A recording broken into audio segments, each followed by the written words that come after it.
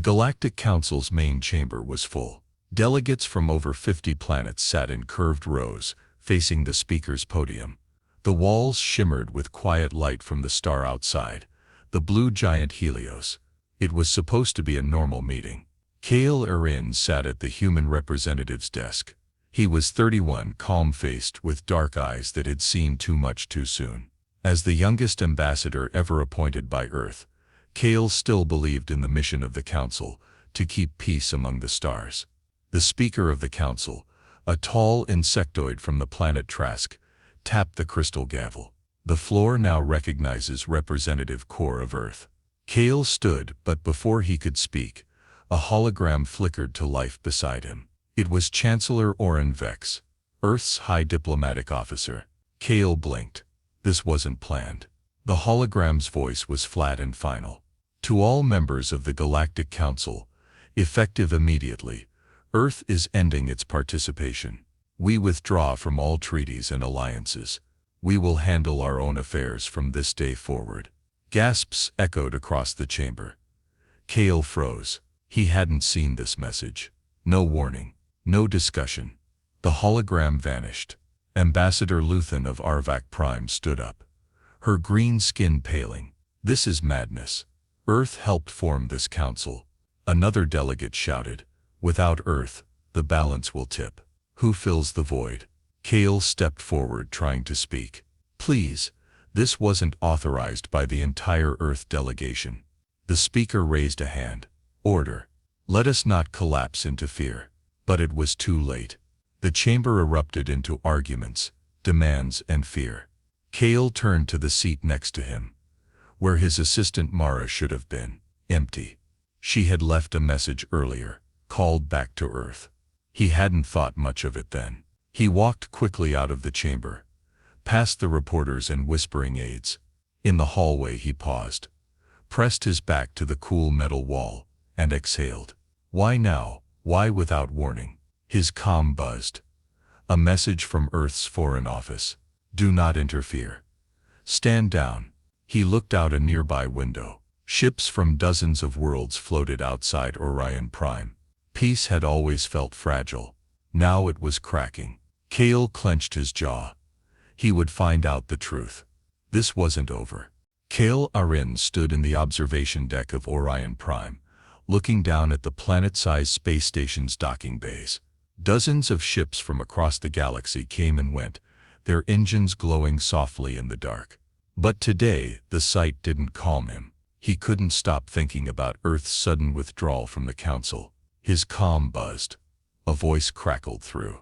Kale, it's Juno from Zalari. We need to talk. Now. Kale turned and left for meeting room B-17. It was quiet and rarely used. Inside, 3 ambassadors waited. Juno of Zalari, Brentalos of the ocean world Nymar, and Tharik, a young but sharp delegate from the desert colony of Sar. They all looked tense. Juno spoke first. Earth's exit is more than a political move. It's triggering panic in the outer systems. Bren nodded. My home world is already getting pressure from the Zarkari Dominion. They offered to send patrol ships for protection. Kale's eyes narrowed. Protection? That sounds more like control. Tharik leaned forward. It's Zorvek Thal. He's already visiting smaller planets, saying the Council can't keep order without Earth. Kale had heard the name before. High Commander Zorvek of the Zarkari Dominion, a military leader known for power plays and hard bargains. I don't trust him, Kale said. He's using fear to gain influence. The room fell silent. Juno spoke softly. What are you going to do? Kale looked at them, his voice steady. Find out who pushed Earth to pull out, and stop Zorvek before he turns this council into a puppet show. Later that day, Kale sat in his quarters, reviewing data logs and secure messages. He searched for any clue, an unusual order, a secret deal, something that would explain Earth's decision. What he found made his stomach twist. Recent private communications between Earth's Chancellor and Zorvek Thal. Encrypted. Short. Frequent.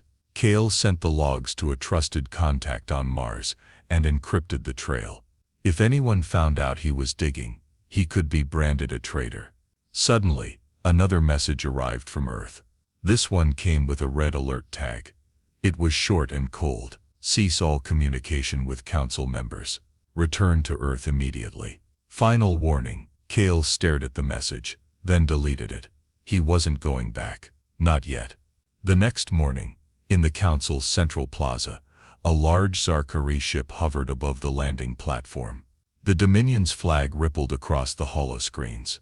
Zorvek Thal had arrived on Orion Prime, and he wasn't here for peace. Zorvek Thal walked through the grand hall of Orion Prime like he already owned it.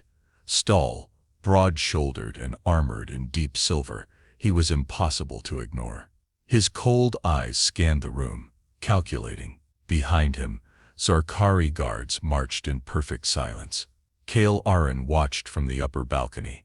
He'd seen Zorvek on Council broadcasts, but standing here in person was different.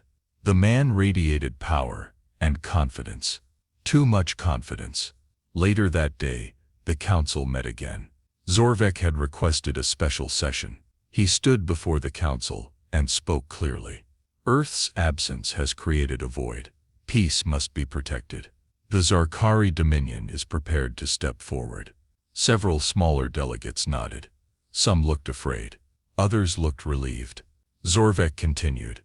We offer military support to planets that feel unsafe. Temporary, of course.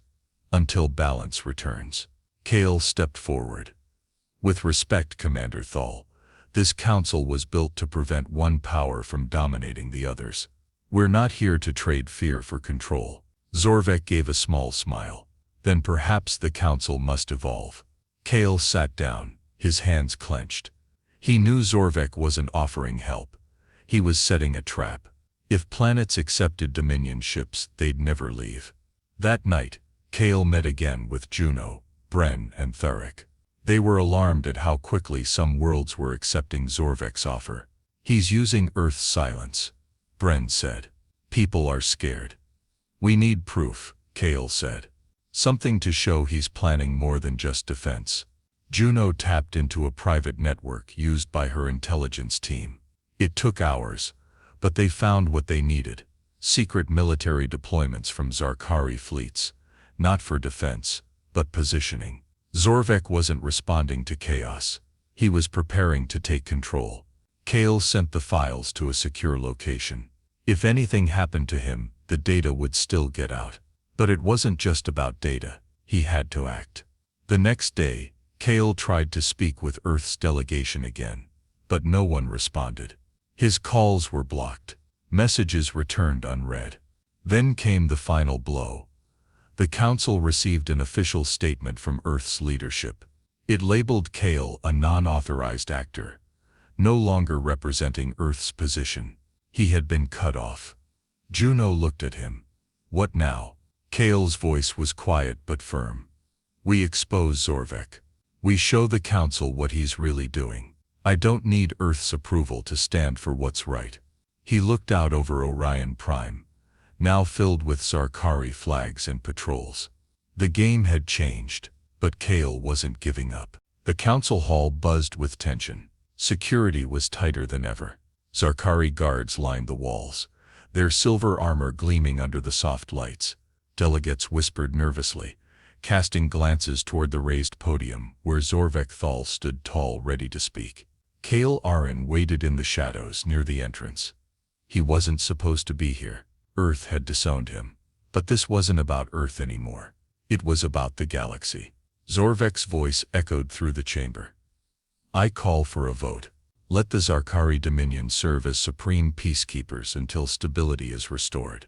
The words were smooth, but Kale heard the truth behind them. Power, not peace. A few planets, already under Zarkari protection, applauded. Others remained silent, unsure. Kale stepped into the chamber. Gasps rang out. Delegates turned. The speaker stood. Ambassador Arin, you have been removed from Earth's delegation. You have no voice here. Kale raised a hand. I know. But I'm not here as Earth's ambassador. I'm here as a citizen of the galaxy.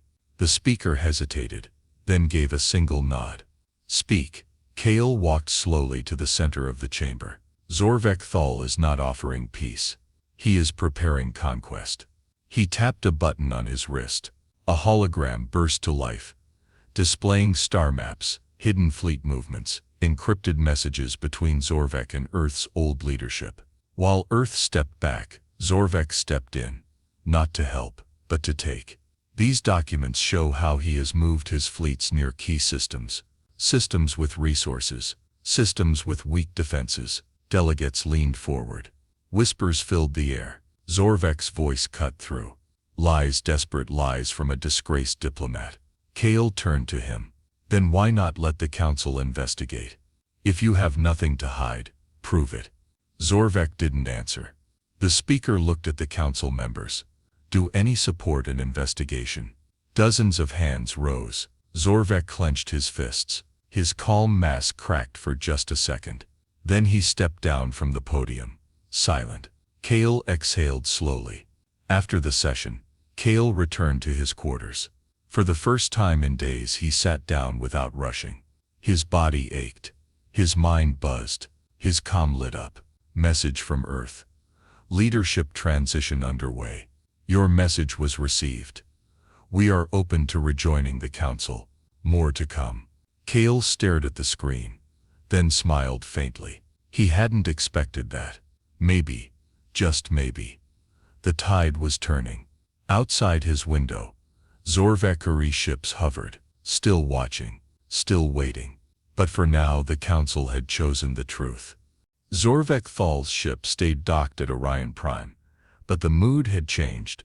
After Kale's speech and the release of classified fleet movements, the council had called for a formal investigation. Zorvek had not spoken since the session ended. He had returned to his chambers, silent, cold, and still dangerous. Kale Aron walked slowly through the quiet halls of the council headquarters. Every step felt heavier now.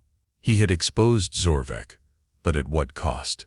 He had no position, no home, and no guarantee anyone would truly act. His comm buzzed again. Message from Earth Central. New leadership confirmed. Diplomatic division will be re-established. Kale, we request contact at your earliest convenience. Kale read it 3 times. Earth's leadership had changed. The same people who ordered him to stand down were gone. Someone had listened. Someone had believed. He sat alone in the gardens of Orion Prime.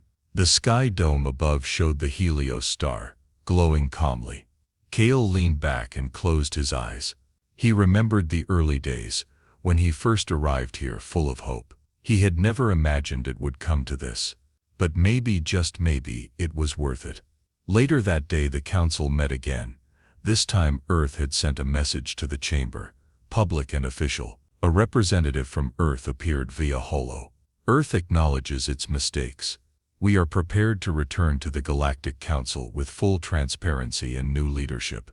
We thank Kale Aron for reminding us of our duty to peace. The chamber filled with quiet murmurs. Kale stood near the back wall. He didn't need applause. Just knowing Earth was returning was enough. Zorvek entered the room. His face was harder than before. He approached the speaker. The Dominion will withdraw its peacekeeping offer. We respect the Council's process, even if we disagree with its path. No apology, no admission of guilt. But it was a retreat. He turned toward Kale just for a moment. Their eyes met. We will meet again, Zorvek said quietly. Kale nodded once. Then I'll be ready. As the council resumed normal business, the mood in the hall slowly shifted. Less fear, more hope. Kale walked back to his quarters. The halls of Orion Prime no longer felt like a battlefield. They felt like home again. The Grand Hall of the Galactic Council was quiet, not silent. There were always voices echoing through its high ceilings, but the tension that had hung there for weeks was finally fading. Flags of many planets moved gently in the artificial breeze. The Zarkari banners were gone. Kale Aron stood at the center of the chamber, not as a delegate, not as a representative of Earth, but as the person who had helped pull the council back from the edge. The speaker's voice echoed through the hall. Today we recognize the return of Earth to the Galactic Council. Their place, once abandoned, is now restored. A new ambassador from Earth stepped forward, younger and nervous. Kale watched quietly from the side. He had no desire to return to his former position. His mission had changed. Later that day, Kale met with Juno, Bren, and Theric one final time in the gardens. The air smelled clean, filtered through the station's green systems. Ships came and went beyond the sky dome, peaceful and steady. "You did it," Juno said. "We did it," Kale replied. Theric nodded. "Sorvek's still out there, just watching." "I know," Kale said. "But now the council's stronger, more aware. Next time we'll be ready sooner." A few hours later, Kale sat alone in the archives room, helping draft new council regulations, laws that would prevent any one power from seizing control again. It was slow work, but important. The lights dimmed. Another day was ending. Kale walked to the observation deck. He stood there, watching the stars. He saw ships from dozens of worlds, some small, some massive, docking in harmony. Different species, different cultures, all still choosing peace.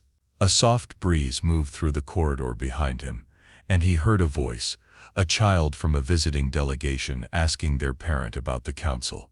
"What is it for?" The parent answered. "It's where we try to keep peace, even when it's hard." Kale smiled, his eyes on the stars. "One step at a time," he whispered. He turned and walked away. The soft hum of Orion Prime behind him.